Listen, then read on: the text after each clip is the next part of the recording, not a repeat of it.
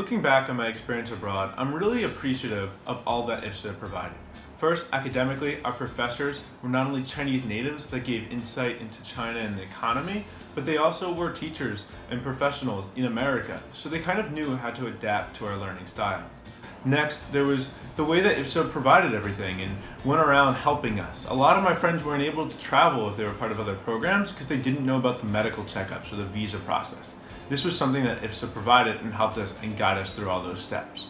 Next, internships. They provided those, something that has and will set me apart from other candidates when I apply to jobs. And lastly, the other individuals on our program. They were diverse, they were fun, they were people that I wanted to hang out with, no matter if we were doing homework, going to a coffee shop, or exploring downtown Shanghai.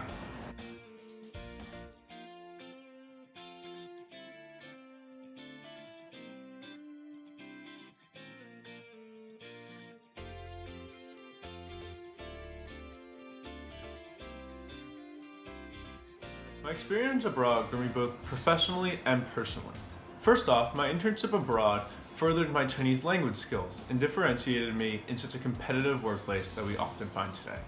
Just as much, I grew to become more confident, outgoing, and able to anticipate, iterate, and improve my reaction to challenges, because studying abroad, you're definitely going to run into times where you're like, wow, no one speaks English, or I don't really know where I am.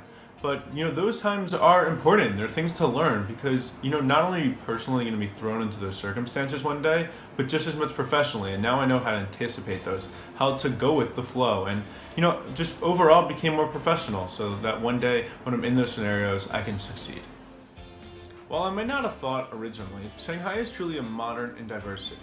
For example, we lived in Wujiaochang, which was filled with coffee shops, delicious restaurants, and a giant mall. It was actually so large that it's called Wujiaochang, which means 5-city mall. We were close to the subway, that would go downtown 20 fast minutes. Overall though, people didn't really speak Chinese, English, and that was actually my favorite part. It forced me to go and speak Chinese with the locals. And when I wanted to go speak English, you definitely could find those places. You could go to the French concessions or Jiaotong, and you could find those American restaurants. There was even a place that was cinnamon buns and grilled cheese. So, if you're a little homesick, you could definitely go find them.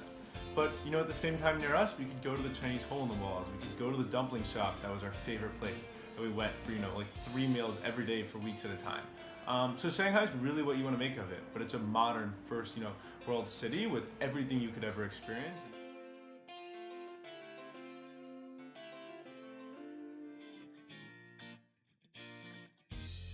While Shanghai is very different culturally, that didn't mean I gave up my Jewish values. As someone who often goes to Shabbat dinners or other religious services on campus during the rest of the year, I continued that in Shanghai. I found the Chabad community, I found other Jewish communities, I joined their soccer teams, I went there on Friday night, and it's actually a way of meeting some of my closest friends. So if you go abroad, that's definitely something you can still do. It's something that I did, became part of my weekly routine, and I met some of my closest friends. Traveling after my semester abroad in Shanghai was one of the most important and beneficial decisions I have ever made. After studying in Shanghai, I flew to Western China and hiked for 10 days. And during this time, I was required to use my Chinese. I reflected about my time in Shanghai and actually of my entire college experience. But more importantly was how I was immersed in the Chinese culture, especially in Western China. And one of the most impactful parts was that while I was traveling, I stopped in this restaurant and they paired me with this Chinese girl who was of similar age for lunch. And I was forced to use my Chinese instantly, and we became great friends.